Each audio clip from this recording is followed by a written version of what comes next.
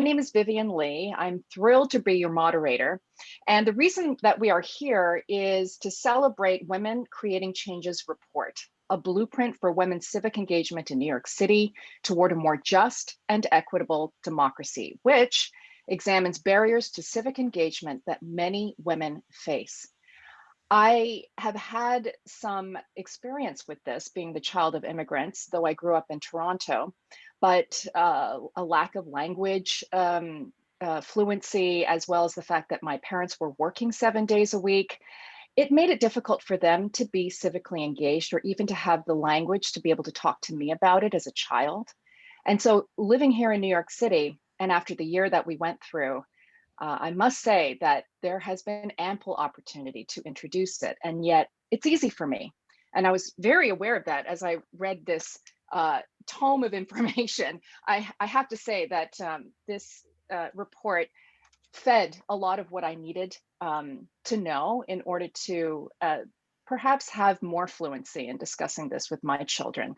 So from the pandemic and all of the inequities that it exacerbated and raised awareness of, to the protests, to covering an election as a reporter, like perhaps the most significant election in a couple of generations, the term civic engagement was kind of always floating in the back of my head, but I don't think the idea that it can be intentionally driven, it can be fostered, it can be mentored to so many women, and especially women of color, in a city where more than half the population is made up of women. I don't think that can be underscored any more than what we saw during this last year and a half now of a still ongoing pandemic.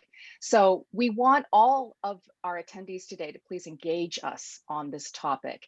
At the end of this event, our panelists will take on the questions that you have raised, and Carol Wasey, the CEO of WCC, Women Creating Change, will join us for the Q&A. Zoom participants, feel free to drop questions into the chat box below. We have WCC staff monitoring right now and gathering the most pertinent questions and trying to cut out some of the repetition and hopefully feed it to me. So I'll be multitasking in terms of helping to moderate today's event with our panelists. And without further ado, let me introduce them to you. Lurie Daniel Favors is an activist, attorney, and author with a long-standing commitment to racial and social justice. She is currently serving as the Interim Executive Director at the Center for Law and Social Justice at Medgar Evers College, CUNY. That's a racial justice law center committed to addressing the legal needs of New Yorkers of African descent and the disenfranchised. Notably, Lurie was also a reviewer of the report that WCC is releasing today. So thank you, Lurie, for being here. Our next panelist is Anna Oliveira. Anna is president and CEO of the New York Women's Foundation, the largest women's fund in the country. Focusing on economic security, safety, and health, in 31 years, the foundation has distributed more than $66 million to over 350 organizations. Anna has led the foundation since 2006. Welcome, Anna. And finally, Dr. Sarah Sayeed. She's the chair and executive director of the New York City Civic Engagement Commission. Dr. Sayeed was one of the reviewers for the WCC blueprint, whose input has been instrumental to the process and the final product. Thank you, Dr. Sayeed, for joining us. And now we will start with our panel discussion. Let's go right into it. If any of you have a chance to, this report will be officially released in about an hour or so, and I highly recommend that you take a look through it. It breaks down this question of civic engagement in a number of ways, and I'm just going to launch into the opening question that I'd like all of our panelists to tackle, each in kind, and then I'll separate out some questions and target them to individuals on the panel. And let's go in the order of the introductions that I laid out. So we'll start with Lurie, and then we'll go to Anna, and then Dr. Sarah Sayeed for her input. And the first question I want to ask, because I think all of you specialize in intersections of identity and in social problems and in resolutions that can try and pull in this idea that your lived experience actually matters. And so I'd like to know from each of you what your earliest memory of civic engagement is, and possibly how that may be connected to the work that you do now. Lurie? Thank you for that question. And thank you to all of the brilliant people who had a hand in shaping this event, this program, and particularly this report. And I was very pleased to have a chance to review it and to participate in that process. And I'm grateful to be here. I would say my first experience with civil justice or social justice actually came as I was about to cross the stage at high school. There were others with my parents, but the one that I wholly owned without my parents guiding me necessarily was when we were about to graduate high school and we were literally about to cross the stage, myself and several other Black members of the small graduating class had used kente cloths to go on our stoles in addition to our academic honors and awards. And we were stopped and there was some debate about whether or not that was going to happen. And so in that moment, we had a few decisions to make. The audience is there, as you can all imagine. This is definitely not in Corona times. So it was a full crowd and everyone was excited and thrilled. And it meant a lot for us to be able to demonstrate the pride and the heritage that we had in that moment. And there were no rules that said we could not, which we knew because we had studied these things. And we basically said, we will not be walking across this stage unless we are going to do so with our stoles, which also tie our academics to our cultural heritage. And there was some debate, there was a standoff of sorts, and I'm happy to say that we did walk across that stage and we most certainly had on those stoles. And that was a real great opportunity, an early opportunity before some far more dramatic and dangerous opportunities that came when I was in college, which involved the Klan and death threats and actually a murder of a Black student at Penn State University. So it was an early entree into social justice and to fight for what one believes is right. And it certainly has been a launch pad, I would say, for the work that I still continue to do to this day. Thank you for that. It reminds me of a time when I saw my mom take the time out to advocate for me, moving me from one class to another, because there was this idea that as an Asian student, I could handle being in a split grade class. And I remember my mother telling me, you deserve to have the attention of the 8th grade teacher. You don't deserve to be in a 7-8 class just because you're perceived as not needing the resources of a full grade teacher. And that is, it's amazing how that when that happens in your early schooling years, what kind of effect that can have on your outlook. So thank you for sharing that, Lurie. Anna, maybe you could weigh in with what your experience was at the very beginning that launched you on the path that we see you on today. Thank you, and hi everybody. Thank you so much for this incredible report. And Lurie and Dr. Sayeed, congratulations for being part of the engineers of this report, and congratulations to WCC for that. So, and it was also in high school for me. I think I was it was middle school. I think it would be in this country, São Paulo, Brazil, where I'm from. And what it was, this is like the mid 60s. And the mid 60s, there was a major political shift in the overall government in Brazil. We went from a democratically elected, and let me say, one person, one vote, no electoral college, direct process, very progressive government, to a military government, to a coup, and then a coup within the coup a few years later. So I'm going to public school in São Paulo, and we are seeing this happen. And the first things that began to happen is it was a very local issue, but a deeply important issue for us. And there was a raise in the fare, the bus fare, it's just a public bus. And the school had a government, we had a little student government. We ran for office and we organized ourselves. We had our various things that we, were fighting for. Today, I would understand it as class sizes and resources, because it's a public school, very, very poorly funded. And so we organized a little protest on the raising of the price of the buses, because it was very, very impactful for our families and very, very difficult already to be able to afford. And so that was my first. And we went to the streets, we went to the bus stop, we went to the buses, we protested, we had signs. But that was kind of one of the few possible street protests in Brazil, because a few years later, the military dictatorship did not allow that. And it was very marking for me, because I saw the importance of doing that. And then I saw the closing of that. I saw the inability to organize any protest unless you were willing to deal with enormous police and military reaction. So it very much shaped me. It shaped me in the importance of engagement, the importance of being a historical being, the importance of shaping one's reality. And so that was really very, very marking for me.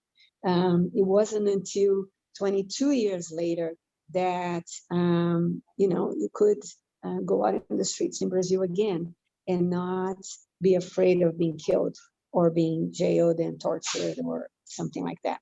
So I'm very happy that I made that, had that experience then. You could see, you feel the contrast. I didn't get to vote until, 20, it was like it was not like I turned 18 and I could vote. It was like 12 years later after that. So it shaped me tremendously. It showed me the importance of being, having a voice. And very inspired by Lurie, just that decision that you're going to do it. You're not going to be intimidated. You're going to do it. So that's what shaped me. I love that story. I love the fact that you were 12 when it happened. And it is kind of amazing how the pattern of resistance to people voicing their displeasure, their concern, kind of runs the same around the world. It's just a human pattern, I think, where there will be an attempt to shut you down. And I think if you're made of a certain spirit, that's just not going to fly.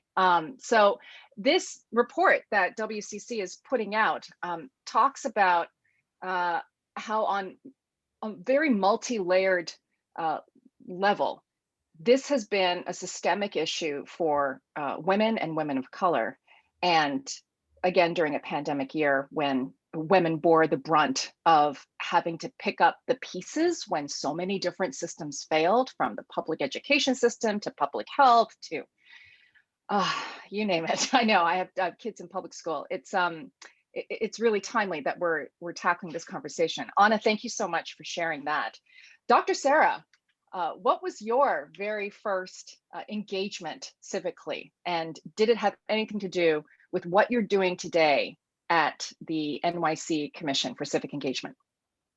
Thank you so much. First of all, I want to thank everyone who worked so hard to put this panel together, and also to my esteemed co-panelists. And this is a really important moment for us as women leaders in New York City. And I want to thank WCC for working so hard on this report as well. I guess for my earliest, I want to just kind of, if it's okay, take a little liberty and talk about just sort of my most compelling moment of civic engagement at a young age. I mean, I did start to volunteer at a very early age. I volunteered in a hospital, volunteered with my mosque during middle school and high school to teach the Quran to little people, younger students in the mosque. What I remember that is so compelling for me is that when I graduated from college, I had the fortune of going to really great schools. I went to the Chapin School, all girls school. Then I went on to Princeton. And when I came back every day from high school, and even when I came back from Princeton, I came back to the Bronx, and it's a very different setting than the privileged educational settings that I was a part of.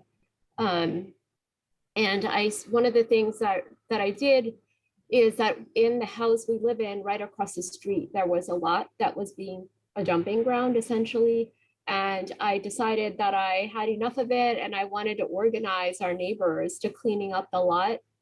And so without, having really been out sort of disconnected, I would say in a way, because I was away at college for a while, but able to come back. When I came back, I organized our block to clean up that lot. And it was really great to have, you know, DSNY come by and help us like pick up the mattresses that were there. And, you know, we had like food at the event because it was an early morning event. So that it was like the importance of having food and like breaking bread together and civic engagement, I think is really great. And so it's just like a really important memory for me. That's sort of an anchor point about what somebody who looks like me can do in a public space as a leader, as a female. And it continues to be a challenge. And that's, you know, one of the things that is emphasized in this report is how women and women of color can really play these roles. So I want to thank you for helping like to get me to a point where I remember that again today. And I think it really does inform a lot of the work that I do at the Civic Engagement Commission, just mobilizing communities and really focusing in on what communities need to feel safe and healthy and have a strong and positive quality of life at the ground level. I think that's actually a really good jumping off point to one of the overarching issues throughout WCC's blueprint is that civic engagement is defined in so many ways, and especially for women. This is almost universal culturally, but in New York City, and just in case people are starting to print out or are starting to look at it online, because I believe it's now available, on page, I believe it's page 16 or 15, there is this civic action chart. And I actually had some fun like looking through it and checking off some of the things that I've done in my life here in New York, and even as a youngster growing up in Canada, because that's where I was born. Sarah, Dr. Sarah, maybe you can talk about, I guess, why improving civic engagement is so important and what's important to remember in terms of how New Yorkers can get involved, because I don't think that is readily understood. I think civic engagement is a term from decades ago that people think is only related to voting and elections and maybe only relegated to citizens. And perhaps you can dissuade some people who have the wrong idea about what civic engagement can look like in the 5 boroughs. Yeah, I think one of the things the report does is really expand the definition of what civic engagement is, and this is definitely something we're working on at the Civic Engagement Commission as well. There's definitely a disconnect in language and terminology. I mean, if you talk to everyday people about civic engagement, it's not a term that people really understand, and it's also hard to translate into multiple languages, and we live in a multilingual city, right? So we're really thinking at the CEC and working with our partners on how we expand that definition. And NYC Service, which is a sister agency, had sort of created this spectrum of civic engagement, and WCC is also doing that as well. So we're really looking at all the different entry points that people can have into engagement, and really with beginning from volunteering all the way over to like being a public servant, and I think one of the reasons why, or what it offers us, is just the opportunity for strengthening mutual care and social cohesion in our communities, and I think has a lot of powerful impact on collective mental health and well-being, because we know when we are strongly engaged in the collective well-being of everyone, then everyone feels mutually supported. So I think that there's a lot that we can do to sort of expand people's understanding of what civic engagement is, and think about it in maybe using different words, right? Like participation is a word, just greater participation in community and society for the collective well-being of everyone, right? So trying to think of everyday words that people can relate to that are translatable, I think is one of the things we really need to work on. And I think we are already working on that. Some of the other items that have been mentioned in this report that help to define civic engagement include completing the census, which anybody who is living in the United States can do, right? And which somehow came under some assault during the last census that was taken with a shortened census taking period, and there were challenges to the question on citizenship that could be put on there by the administration. Protest, serving on a board, testifying before a government body, voting in municipal, state, and federal elections, working in public service, as Dr. Sarah said, signing a petition, as well as running for office. But then there are things such as just contacting an elected official, whether you're a citizen or not. I think these are some of the things, when you see it laid out in a chart, it starts to open up exactly what is possible. And what is possible, of course, clearly comes down to what you have bandwidth for, which we had a bit of an issue with at the beginning of this event.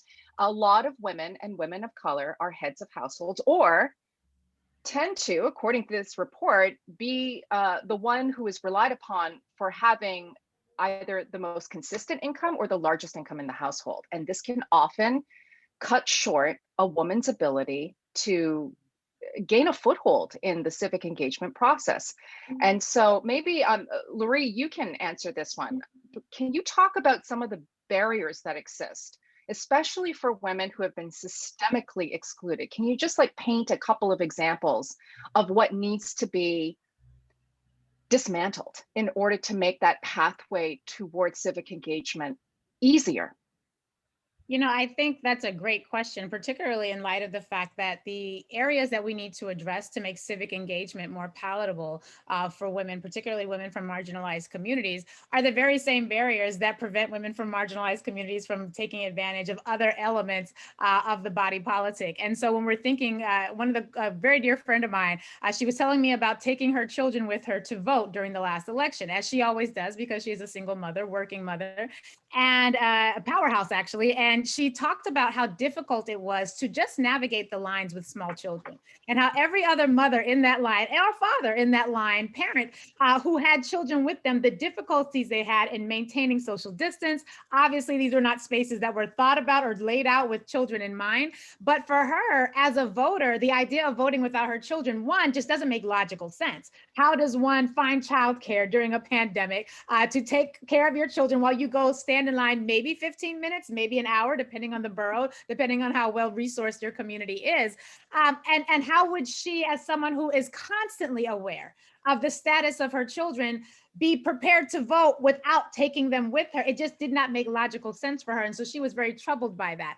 Then we had some elders in our community who they themselves were very excited to get out the vote. They were at an early voting site, but their bodies had aged beyond the ability to navigate the physical infrastructure of the election site. And so these were just barriers that would already have been there, but they took up particular resonance because these were women at various ages, one a young mother, others who were in their elders and in their elder years. And these were examples of just basic infrastructure issues that also show up in other areas of, as it pertains to blocking women from being able to engage. So yes, childcare is always an issue. Healthcare and adequacy of healthcare is always an issue that also detracts from our ability to engage civically.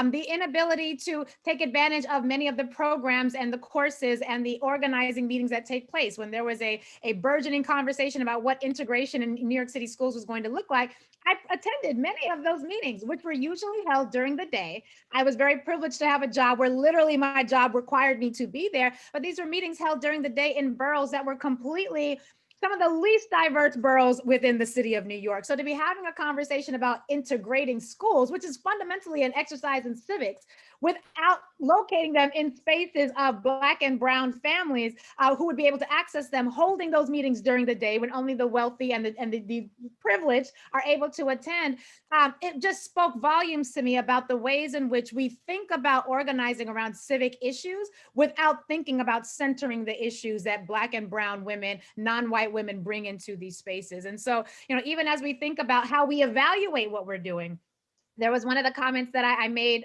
in my initial review, which was that when we think historically about the ways women were showing up, oftentimes we are doing so by centering how white women were showing up historically. Because in the early 1900s, when the original founders of this amazing organization were active, there was not this amazing, diverse confluence of people coming together to make sure that all women were voting. They were very racially siloed in that space. And so all of the barriers that exist in our country generally also are replicated within our access to the civic space or our lack of access to that space. And so I think that it is vital, it's fundamentally important that we are able to have open and honest, transparent dialogue that centers this history unapologetically and that explicitly does so in a way towards, so that we can use that history to inform how it is we should be moving forward. And I think this conversation is actually reflective of that process happening in real time.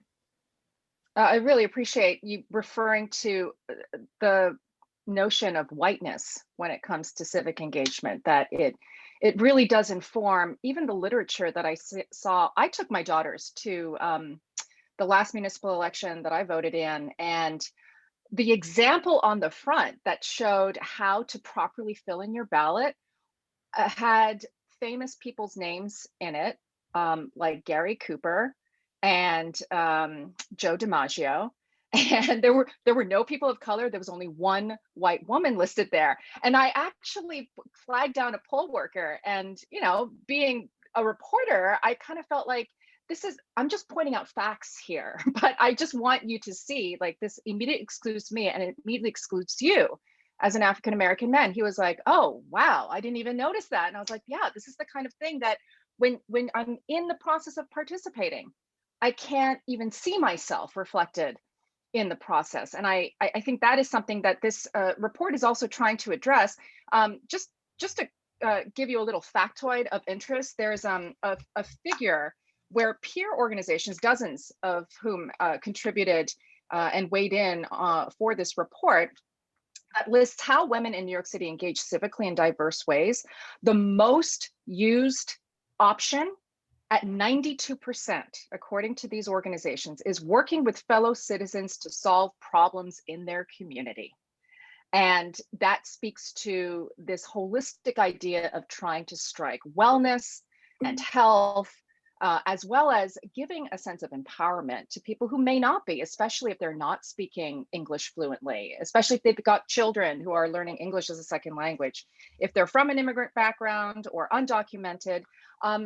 But also, I think, you know, even with the census, certain questions would come up regarding your identity when it came to your gender.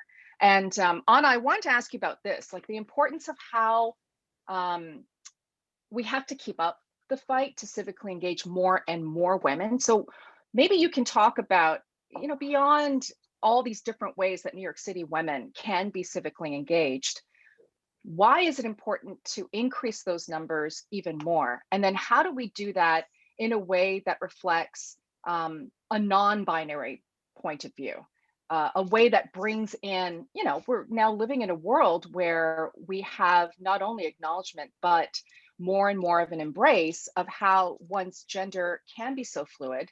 How do we start to get the language and the infrastructure and signage and just people's filters when they're talking about civic engagement to look at it from a non-binary point of view, and something that would be welcoming to transgender people, something that would be more LGBTQIA sensitive? What do you do?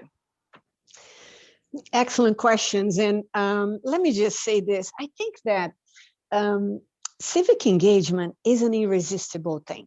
It's just that the words are not like really sexy, you know, they're not really inviting. The word civic, you know, just that word, you go, oh, engagement is better, I think. But the civic part, you go, oh my God, what is that? You know, it's something I don't know, you know, that kind of thing, right? I'm a very proud member of the LGBTQI community, a Latina immigrant. You know, I mean, the importance of being able to vote, the importance of being able to be part of a movement. And we're using civic engagement. I'm going to use that as partaking in shaping how we are governed, the governance of our lives, the governance of our schools, the governance of our budgets, the governance of our laws, right? That's really what's going on.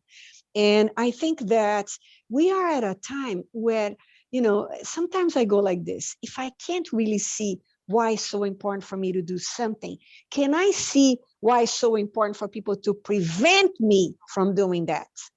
And sometimes you can see power in oneself, in one's community, in one's actions, sometimes by contrast of how important it is for some people to keep you out, to keep us out. And that should be also a lesson. It's a lesson about the contrast, it's the awareness of oneself. And when I say oneself, I don't mean as an individual, as our communities. It's a we, it's not an I thing, right? So I think the moment that we're in, we see, so clearly how important it is decision-making. I want to define power as not power over, but power with. Civic engagement is about power with, for the purposes of our lives, for the interest of communities.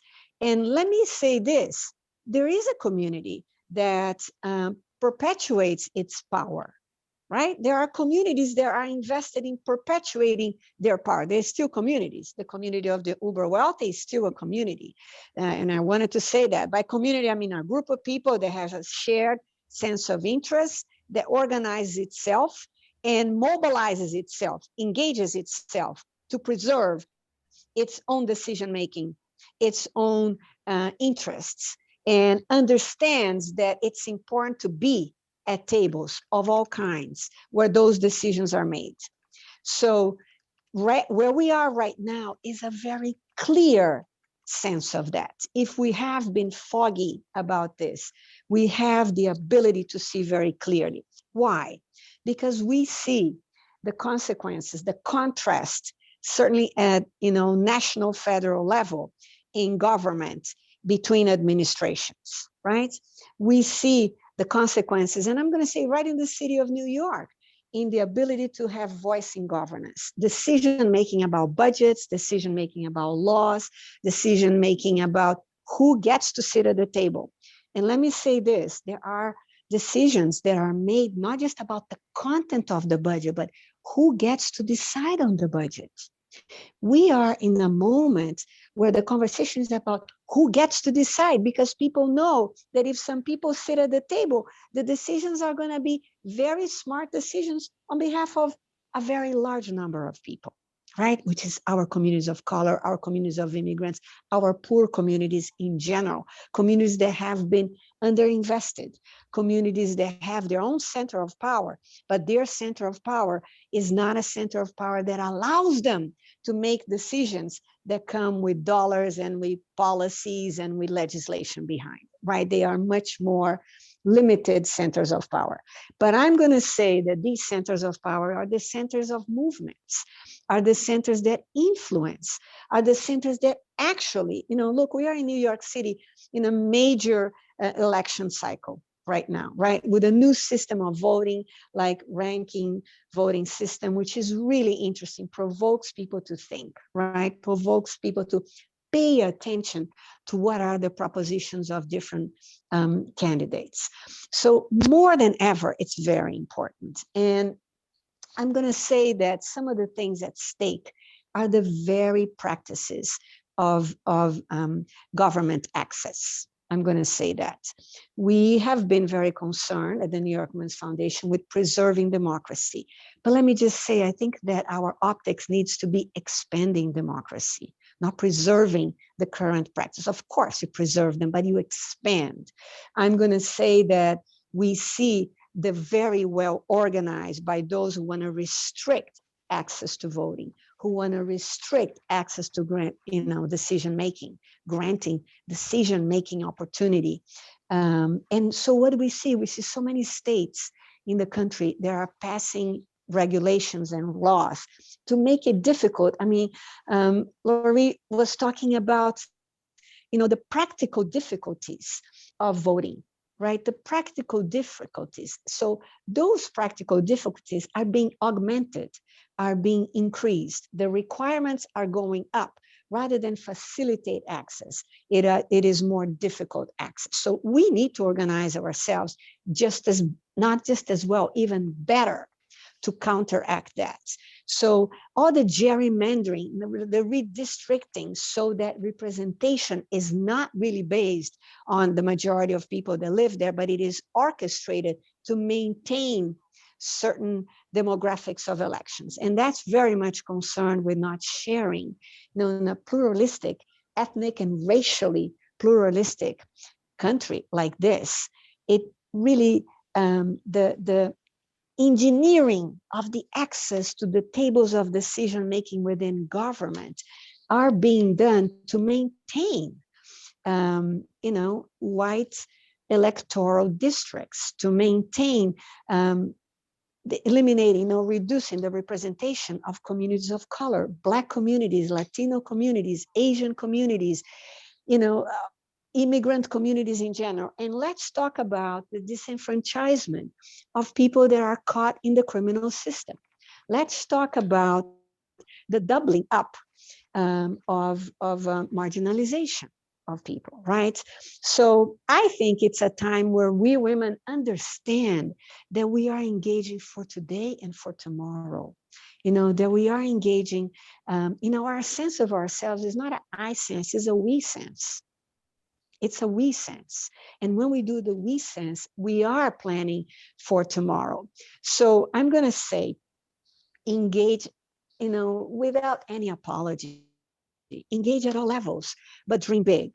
We have many shifts in people occupying, I'm going to say, within formal government, women of color, increasing our representation, women in general increasing, but also losing in some areas. Also, being the clear power of the engagement of women, and specifically the engagement of women of color, and specifically the engagement of Black women, is understood. Is so understood that these regulations and policies that are being created are very targeted. But I think that the future is a future, as we know, the arc of justice is where it bends. But we want to accelerate that bending. We don't want to be waiting for a slow bending. We want to engage and we want to accelerate that bending, because suffering is a reality, because people being killed and assassinated is a reality. People with hunger, people homeless, people, in general, that there is no need in the United States, in New York City, in New York State. It's a resource-rich country. It's a resource-rich reality. So it's the governance of those resources that needs to have the participation of women, that needs to have the participation of women of color, and not just the physical participation. It needs to have the mindset and the values and the perspectives of those who hold that all those nexus. My last comment is about what you asked, Vivian, about the LGBTQI community. And I particularly want to talk about transgender and non-binary members of our community of color. And I also want to uplift, in this whole conversation about civic engagement, the issues of folks that live with disabilities, because it's the people that live against all the odds that hold the answers. An answer that includes a Black transgender immigrant woman who lives with limited economic means is an answer that is going to include people that live with limited economic means, that include members of Black and brown communities, that is going to include members of expansive gender expression, that is going to include all women. And if it includes all women, we will also include all of those non-binary men, it will. So the solutions, the smartest solutions are those. If we have examples of when we go for the biggest inclusion, we all win. We all win. I just want to that civic Sorry. engagement, no, just one last comment. Civic engagement is accessible to all. Civic engagement, by that I mean, is not something just for women, is not something just for one group. It's something that can and should be incentivized for all. Thank you, Vivian. Thanks, Anna. What you talked about actually was something I wanted to ask each of our panelists. And Dr. Sarah, maybe you can start off this discussion. Considering the kind of cultural shift that Anna had talked about in terms of how you view power, access power, how you define it for yourself and for others, what would be your dream piece of legislation or policy change that would make that happen? Because I think in the end, we, and the report actually goes through more than a dozen ways that government and nonprofits and community-based organizations can all chip in to make this happen. But I'd like to know from your point of view, since you're working, since you had the commission, what would you like to have happen? I think I think it's really important to look at the connections, as was already mentioned, between culture change and policy change, right? So definitely some of the things that Anna spoke about in terms of making it more easy to access civic engagement opportunities, such as through universal access to childcare. This is something we talked about in one of our early commission meetings, is how do we provide childcare at our public meetings, for example, when they're in person.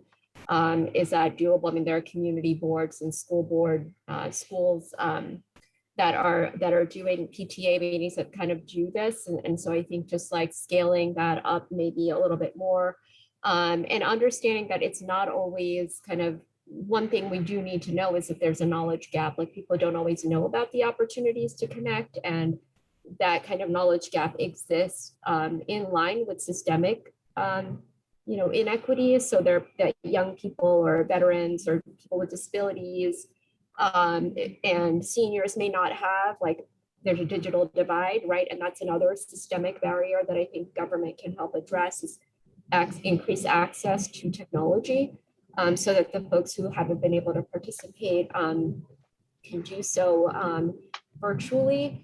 I think that's so access to childcare, improving the knowledge gap. And then also, I think that there is an opportunity for us to really think about what civic engagement has meant to people. And I think government does have a responsibility to address this and think about it in a more holistic way, because by focusing only on voting, I think what's happened is that people kind of forget about what happens once you vote an elected official into office, the importance of continuing to work on holding elected officials accountable and maintaining continuous vigilance, because democracy isn't just a product. It's not about just casting your vote. It's about continuing to always pay attention to what's happening in your locality and in your state, in your country, and staying connected with that conversation. I mean, I learned this, I guess, very intimately post 9/11 in terms of my own religious identity and being marginalized, and my community as a Muslim community really losing our civil liberties. And also safety was mentioned, with the LGBTQI population and other communities that just don't feel safe in a public space in all kinds of ways. And so thinking about safety from a holistic point of view, because I think so far we've defined public safety from the lens of the privileged, and a lot of our spending has been dedicated to keeping intact a public safety system that preserves the status quo. So how do we define and redefine and re-engage communities in thinking about public safety holistically, so that people feel like they can access the public space and be able to speak and be heard, by government? And so I think that kind of approach is really important. And one of the promises that I see in an avenue for us to do more work in this, and the Civic Engagement Commission is taking this on, is to look at the intersection of arts and civics, because I think the power of arts to move people's hearts is profound. And right now we are working on a project with our artists in residence, Yasmani Arboleda, to transform a retired bus, which happens to be a prison vehicle, into a mobile civic engagement unit. And we're looking at the transformation of a broken space into a space that brings healing and community connection. And it's a very symbolic kind of action that we're hoping to get New Yorkers involved in, and you can learn more about this process on our platform.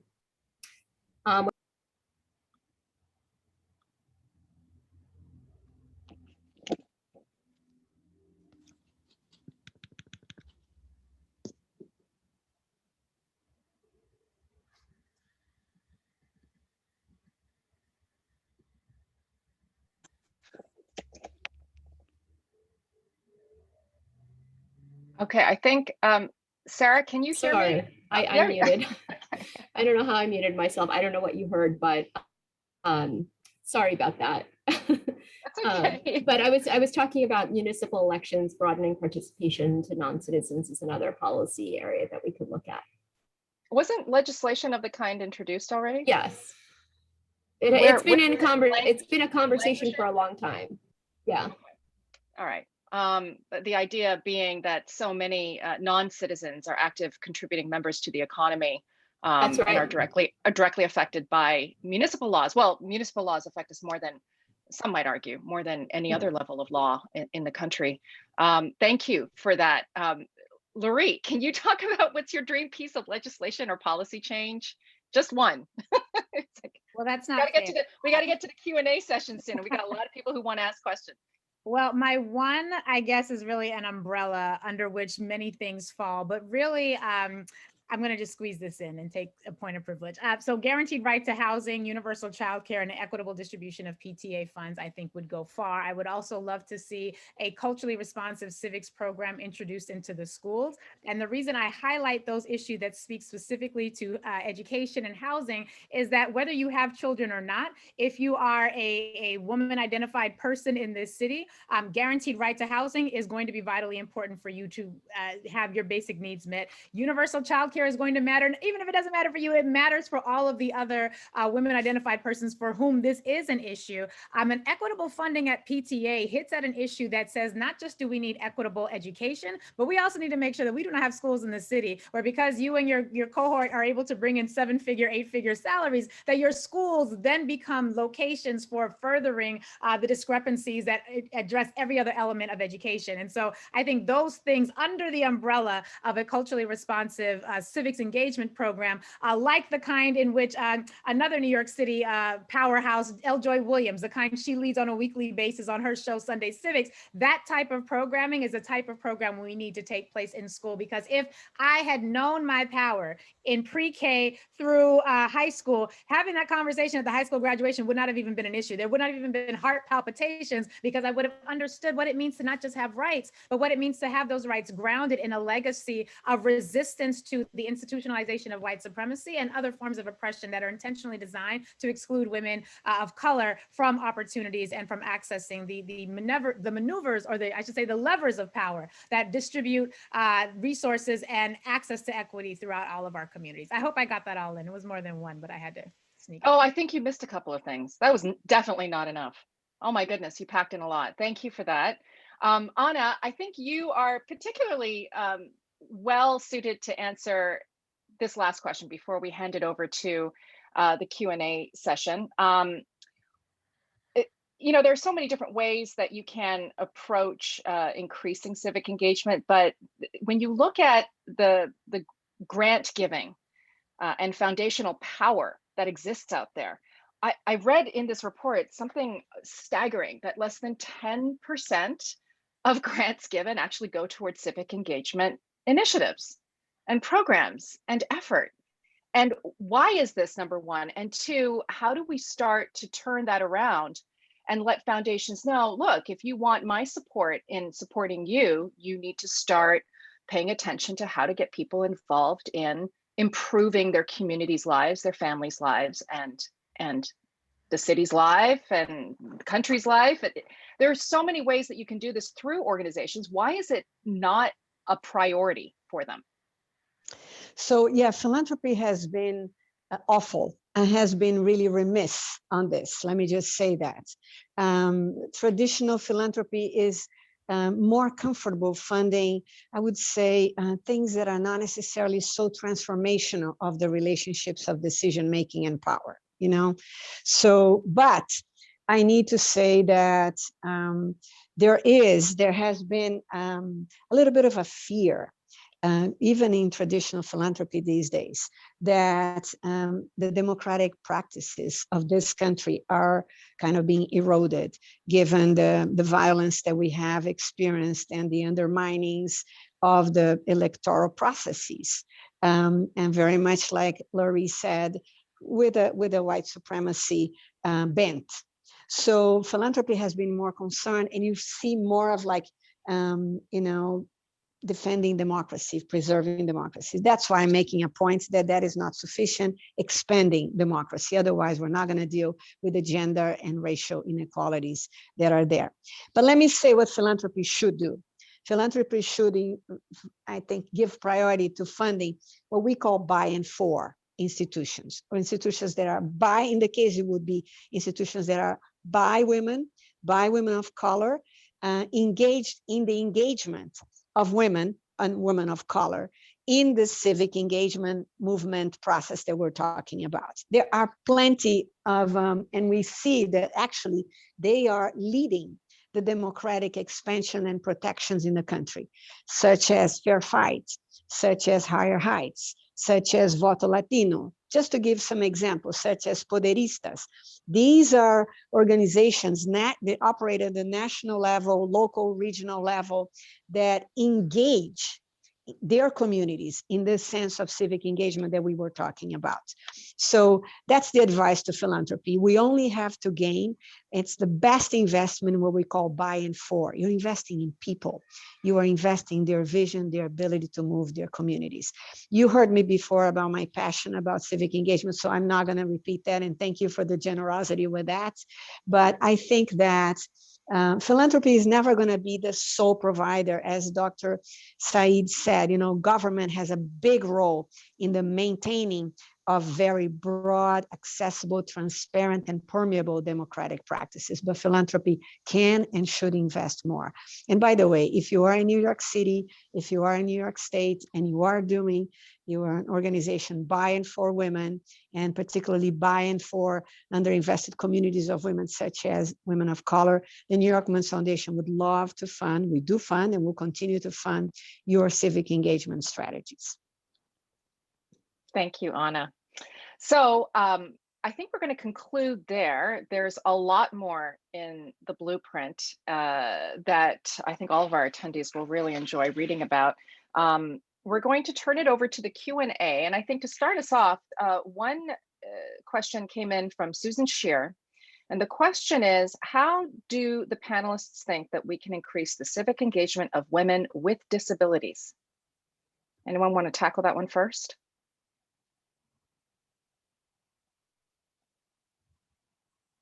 Happy to start us off. I think, is that okay?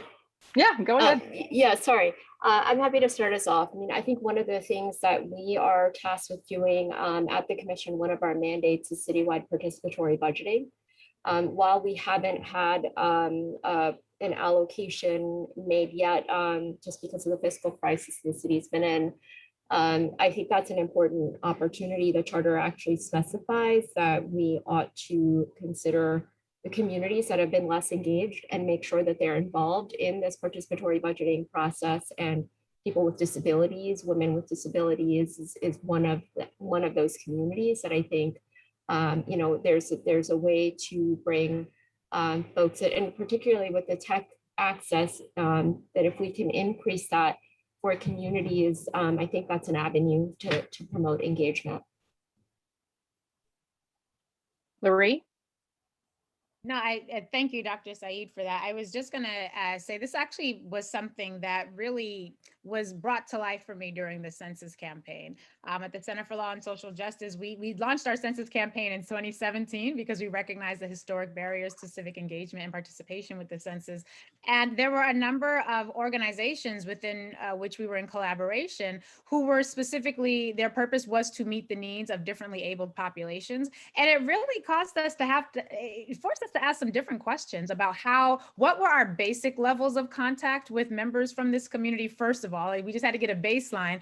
And then we had to think critically about what areas we had overlooked and what blind spots we had as it pertained to meeting the needs of this community. Thankfully, at Medgar Evers College, we have an office to support differently abled students and community members. And we literally had to sit down in conversation to think critically, not just about how do we have this census campaign that blankets the city with all information, but how do we reach those people that were already, as a reference to my earlier example, excluded because of the lack of ability for them to navigate society as we currently understand it and engage with it. And so I think this is a question that at every point of formulating whatever it is you're going to be doing in the civic engagement world, this has to be a question. The same way we ask ourselves, how are we centering traditionally excluded voices? We don't often think about the differently abled community as being traditionally excluded, and they literally are. And so just by asking the question and thinking critically about how your civics plan, whatever your engagement plan, your outreach plan, your education plan is,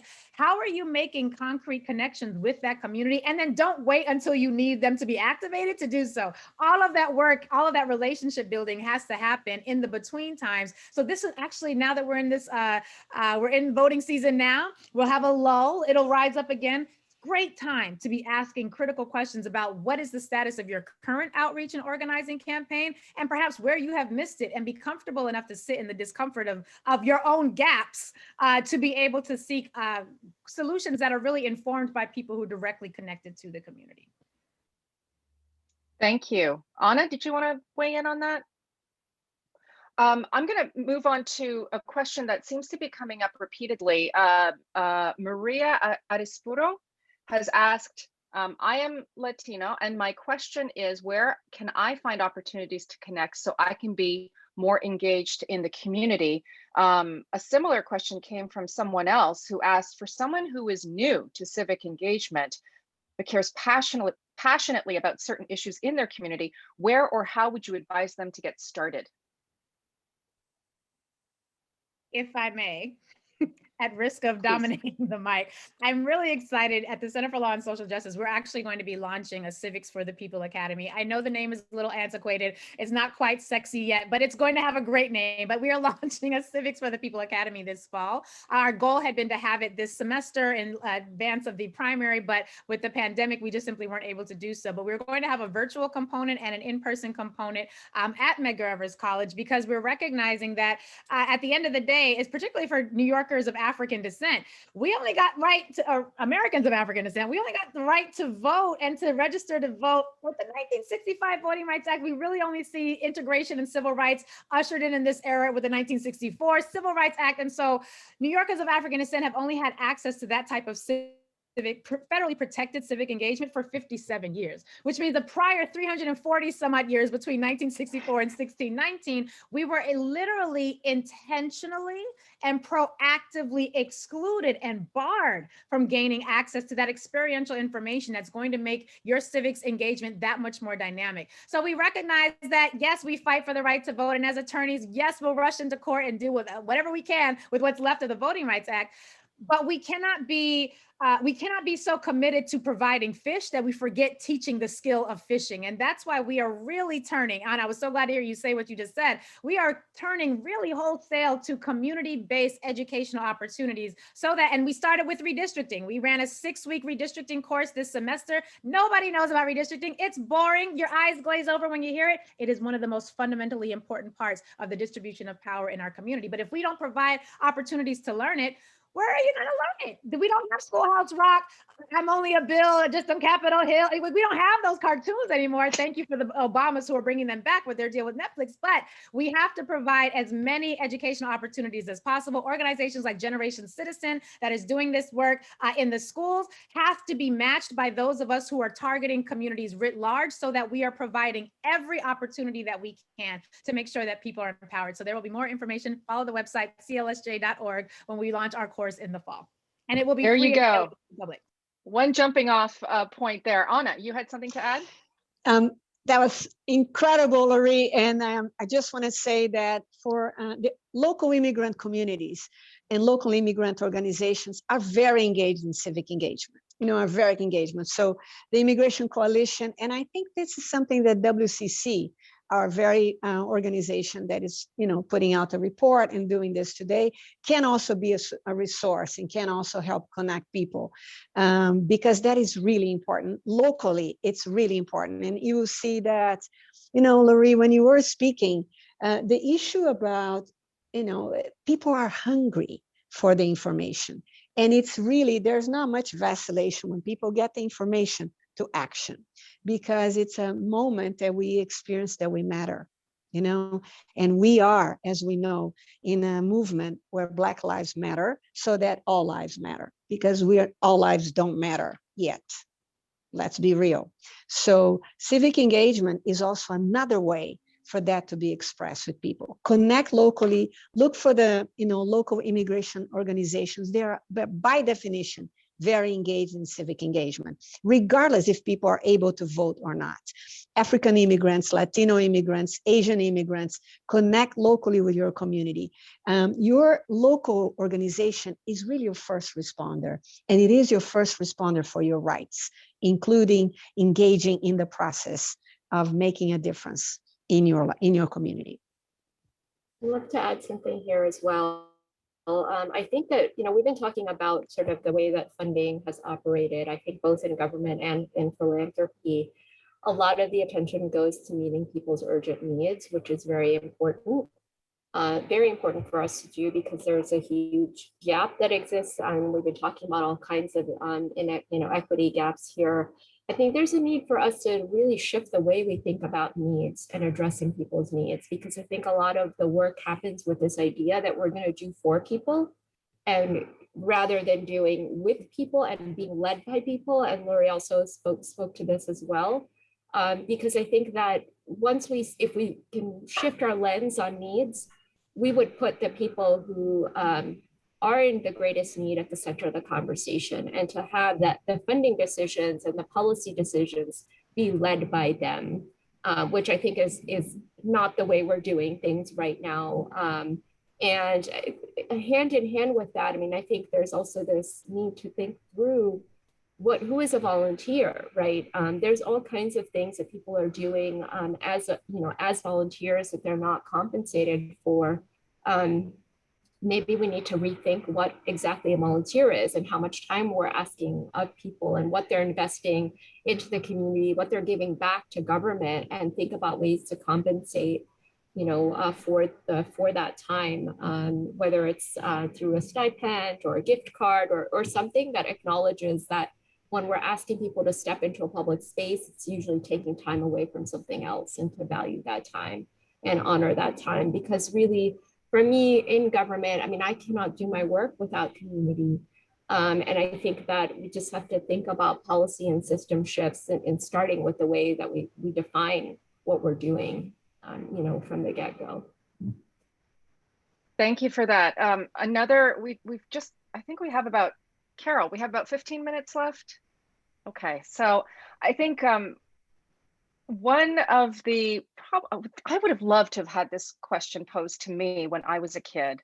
What do you think is important in terms of having a civic skill? Have it down and under your belt before you finish high school. I wish I was surrounded by people who thought that way. I did have one teacher who was really into public speaking and helping girls especially learn to get in front of strangers and and publicly speak. That's actually how I began my TV news career. I really loved show and tell, and I loved research show and tell, and I was so good at it and loved it.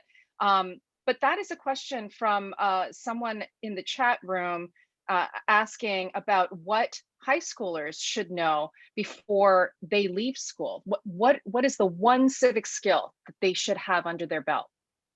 I can start with this. I mean, I think, public speaking is a huge focus in the school system. And it starts at a very young age. And I don't think enough of us get practice on how to public speak and engage in the public space. So I am all for that. I do want to step back though and say that I think listening is a really important skill for a person participating in a democracy. You need to be able to both voice your opinion and you need to be able to give room for diverse opinions. And I think listening is not a skill that we're taught.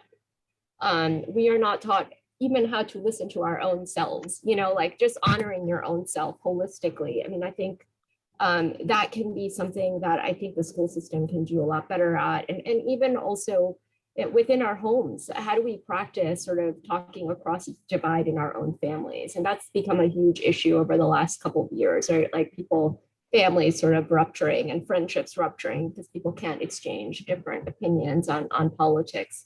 So I think listening is a fundamental skill. Anyone else?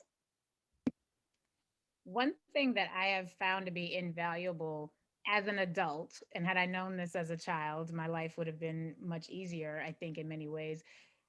Who's in charge of what? What does a city council person do? What does an assembly person do? What is a district, a democratic club? What are these institutions? And again, it seems so basic, but I'm coming from a community that again, not just registering to vote required federal protection. So understanding how to raise money, how to transfer money from one pot to another, how not just to get a candidate on the ballot, but to get an idea, a referendum on the ballot. How the thing works is, if we knew that, it's almost like that verse in one of the good books that say our people are destroyed for lack of knowledge. Literally just explaining to a young person, one of my young people, how their issues with the police is tied to the mayor, and how the mayor and the relationship between the mayor, the commissioner, the district attorney, and how every single one of those positions in some way, shape, or form is an elected position, or is responsible, or is put into position by an elected person. And that young person who had zero interest in hearing anything I wanted to say about civics, once I tied it to something they care about, Miss, how come they didn't teach us this? You mean I could have learned this for all this time? I've had all these issues. Why isn't this in my book? How come I'm learning about European history, Russian this, and I've got issues right here? Just a basic framework for understanding how the things work, who is in charge of what, an org chart, if you will, in culturally responsive ways would be extraordinarily helpful. And had I known that such a thing, that lines of power exist in that way, I would have approached my embrace of civic engagement, one, very differently, I think, and two, at an earlier age, at a much earlier age. I love that point. Literacy and Dr. Sarah's point about two-way communication, learning that from a very young age. Anna, would you like to weigh in on the one civic engagement skill that you should have very before leaving high briefly? school? Very briefly, following both of my distinguished panelists here, I would say, ask why. When something, ask why 5 times, because we need to, things are happening. My life is affected. Things happen. This changes that.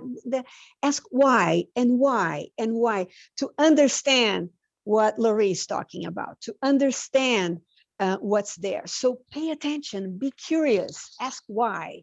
Don't take it for granted that, it just happens. There are no coincidences, things are not just accidental.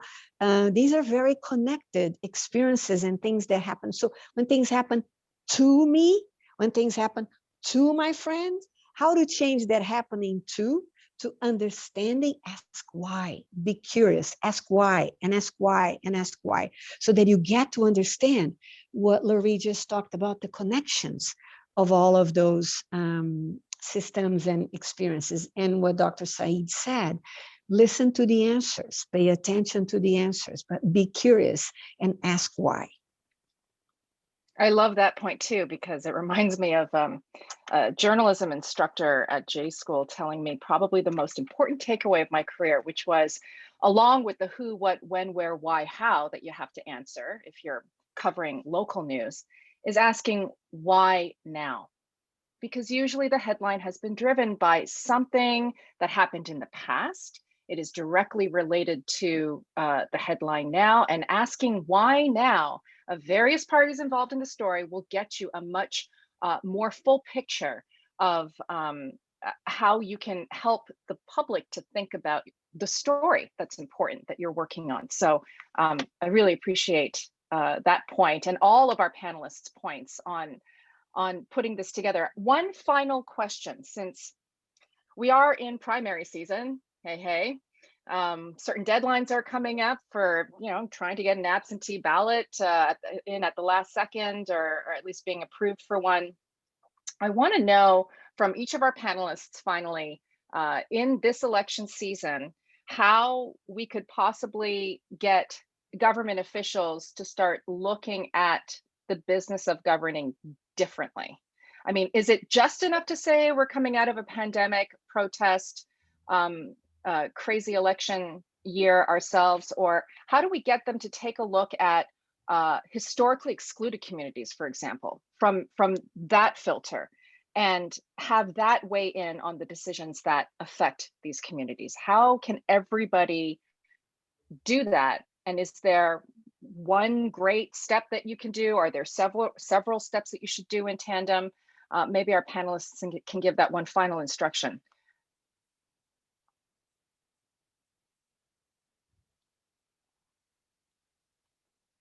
I'm going to say that if you look at many of the candidates, the discourse is there. The discourse is there. The words are there. I think that people realize that in a city like New York, if you don't even have a discourse that talks about communities of color, that talks about women, that talks about LGBTQI, that talks about differently able communities, that you don't get out of the gate, so to speak. The question for us, I think, is how to keep people practicing that, how to actually ensure that that practice happens. So let me tell you what we will do at the foundation. We will continue to be funding the community-based organizations that lead the movements that will keep people honest. We'll continue the issue before, as Dr. Sayeed said, once we elect somebody, we kind of go on pause or something. And then when the next election comes, we think about it. But so we will be funding organizations to keep those conversations alive, to keep the organizing in communities alive, and to keep the voices alive during the process. But the words are there. So I'd say go vote, but pay attention. Pay attention to how candidates operate. It's not just the what people are saying, is the how people operate.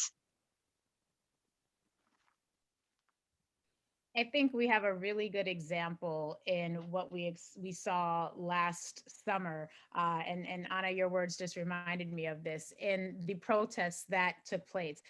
I have at the Center for Law and Social Justice at Medgar Evers, we are part of a variety of coalitions, one in which is Communities United for Police Reform. Our coalition, along with other coalitions and organizations, had been working for years to repeal 50A, or to at least repeal the judicial interpretation of 50A, which gave protections to police officers to their disciplinary records, so that an officer like, for example, Daniel Pantaleo, who murdered Eric Garner on camera, we were not able to access all of the records, all of the previous incidents that he had. We know that an officer, Derek Chauvin, who murdered George Floyd, that George Floyd was his 19th police brutality incident. And if you're not able to get access to those records, you're not able to then do what is necessary to weed out those bad apples. And remember, bad apples in a bunch, the bunch is spoiled. It's not just the bad apple you got to address. 50A was a rule that we had been fighting to have remanded or repealed for years. And many of the same elected officials who were in office last year told us for years, this is never going to happen. This is politically untenable. This is not going to work. But when millions of people came out to the streets and stayed there, admittedly, because many of us could not go into our offices because there was a pandemic, but stayed there. 58 all of a sudden became one of the best and quickest ways that an elected official could show that they were committed to this work. And so advocates were really saying after last summer, y'all, we have been fighting for some of these things for years, some for decades. And it wasn't until the sustained power of the advocacy class with the protest class came together that made it politically feasible for elected officials who had previously said this is never going to happen to be one of the first to rush, some of the first to rush in front of the cameras. So there has to be a commitment to recognizing what we learned last summer, what we learned. There's so many things we learned during this pandemic, and I hope to God we do not try to go back to normal, because normal was terrible. But if we can remember the willingness that we had to take it to the streets in a sustained way, that yes, is going to have to realize that we're going back into workspaces now, going back into school spaces now, we are going to be able to create the pressure that will prohibit elected officials from operating in ways that the inertia of the American political system has already set them on. At this point in time, when you have massive voter suppression, you have the Supreme Court's literally eviscerating the Voting Rights Act, you have laws passing that are literally criminalizing protests, criminalizing teaching the truth about what happened in this country and how we got to this position. If we are not willing to take that same energy from last summer and allow it to fuel those conversations Anna was talking about, to fuel that type of learning that Dr. Sayeed was talking about, we may see ourselves in an environment that is, quite frankly, much less interested in moving beyond the discourse and moving beyond the dialogue to actually engaging in implementation. I will also add this: we've got to make it popular to speak in terms of equity, not equality. As a parent of Black children, I am clear that my Black children have specific cultural needs that were created as a result of their historic and cultural relationship to this environment that are similar in ways to what my Latino brothers and sisters experiencing, depending on where they end up on the color spectrum, but not necessarily the same. Similar to what my LGBTQ plus brothers experience, especially those who are also Black, and all of these intersections that exist between Black and Latinos and Asians in it generally. We often speak in terms of equality, where everyone gets the same thing. But if you have cancer and I have HIV, I don't need cancer medication. I need medication that is specific to my need. You don't need HIV medication, you need medication specific to your needs. We have often shied away from equity discussions because equity is very uncomfortable, because then we have to really get into the weeds of how the things became the things. But we are not served with an equality conversation when we are confronting a rise in white nationalism, when it is equity that is going to determine the ultimate success and health of our overall communities. Very well said. Dr. Sarah, can you finish us out by answering that question? How do we change the filter that's on those in government to look at historically ignored communities and try and look at things from their perspective? I think that the accountability piece is really important here, and also trying to, like we've been talking about this whole time, the importance of shifting our lens from civic engagement is only voting to beyond that is really creating an expansive definition of civic engagement that puts relationship with communities at the center, and really being community-led in our work, and really responding to people's, I think the responsibility is mutual, right? There's the responsibility of government to communities, and then there's the responsibility that people have as community members to hold government officials accountable. And I think it's a two-way conversation that we really need to push for. It just needs to be continuous, because there will always be communities that are growing in size and number, and other communities that are moving out of the public square and the local public square. So I think just that ongoing eternal vigilance and a sense of responsibility that we're all here to take care of one another is really what I would like to see happen more and more of as we're continuing to do the work to really help make sure that we are, again, centering the people who need the greatest and are suffering the most from the equity gaps, to really center their voices. Thank you, Dr. Sarah. And thank you to our panelists for raising so many great things to think about, not telling us what to think, but what to think about as we leave this discussion. And thank you to WCC, as well for bringing us together and for doing some really hard work. I don't know if all of you know, but this is the third year of a major shift at Women Creating Change. It happened with a name change. It was the Women's Civic Club of New York for about a century. And now with this paper, this is the beginning of a very long process of trying to bring more and more women under the umbrella, while acknowledging what the origins of the Women's Civic Club was, which was primarily for privileged white women to be able to talk about political matters that touch them and their communities. But in a city like ours, and after the experience that we had in the last year and a half, there is no greater need or time, I think, that would be better to try and address what all women in the city need in terms of having more tools at their disposal. By the way, in the upcoming city council elections, there may be fewer women left at the table. So vote, please vote. If you are able to vote, however means by which you do it, please take the effort, because I believe it's appallingly low, the number of women on council as it is. It's 27%. And I think before the end of this year, we're looking at possibly losing more and lowering that representation level even more. So please vote. This is probably a great place, and I'm probably talking to the preaching to the converted already about this, but please remember that. And thank you to our panelists for making this time and making it so enjoyable.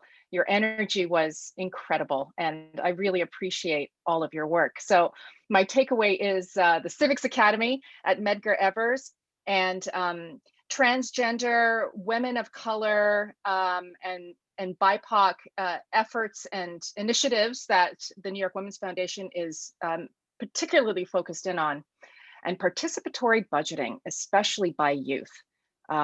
That's what Dr. Sayeed was talking about earlier. And I think if all of us take just one thing away, it's that there's a lot of great work that's being done out there, and everybody could use more help.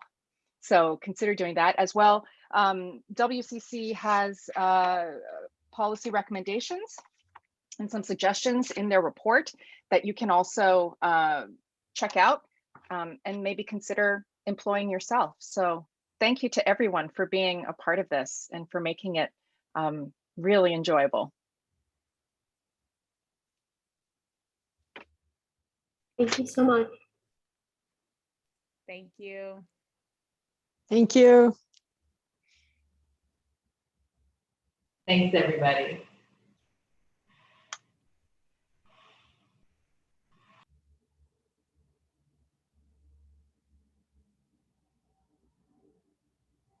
Carol, I don't know if we're off the live stream now. We might be or might not be.